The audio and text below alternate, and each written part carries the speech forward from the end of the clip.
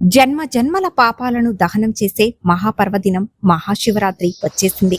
శివరాత్రి అంటే కేవలం ఒక పండగ మాత్రమే కాదు, సకల జీవరాశిని ఉద్ధరించే పరమేశ్వరుని కరుణా కటాక్షాన్ని పొందే పవిత్ర అవకాశం.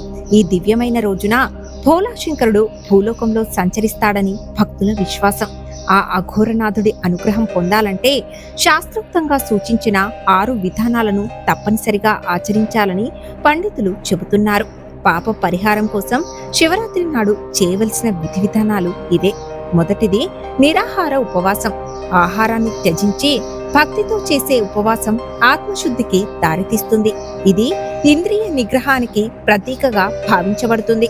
రెండవది అఖండ జాగరణ. రాత్రంతా నిద్రను చేయించి ఓం నమః శివాయ మంత్రాన్ని జపిస్తూ గడపడం ద్వారా అజ్ఞానాంధకారం తొలగిపోతుందని విశ్వాసం. మూడవది త్రిదళ బిల్వార్చన. 3 ఆకులు కలిగిన మారేడు దళాన్ని శివలింగంపై సమర్పించడం ద్వారా 3 జన్మల పాపాలు భస్మమవుతాయని పురాణాలు పేర్కొంటున్నాయి. నాలుగవది పంచామృత అభిషేకం.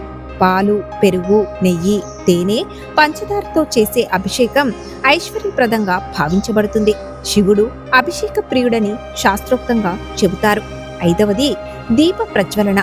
శివాలయంలో ఆవు నెయ్యి లేదా నువ్వుల నూనెతో దీపం వెలిగించడం ద్వారా జీవితంలో జ్ఞానకాంతి ప్రసరిస్తుందని నమ్మకం.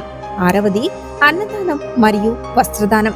ఆకలితో ఉన్నవారికి అన్నం పెట్టడం, పేదలకు వస్త్రాలు దానం చేయడం అత్యున్నత పుణ్యఫలాన్ని ఇస్తాయని ధార్మిక గ్రంథాలు సూచిస్తున్నాయి. ఈ మహాశివరాత్రి సందర్భంగా భోలాశంకరుడి ఆశీస్సులు పొంది ధన్యులవ్వాలని భక్తులకు పిలుపునిస్తున్నారు ఆధ్యాత్మికవేత్తలు. సకల పాపాలను హరించే ఈ 6 సూత్రాలను ఆచరించి శివ సాయుధ్యం పొందాలని సూచిస్తున్నారు. భక్తి సంబంధిత మరిన్ని సమాచారాల కోసం ఈ వీడియోను లైక్ చేయండి. మా ఛానల్ను ఇప్పుడే సబ్స్క్రైబ్ చేసుకోండి.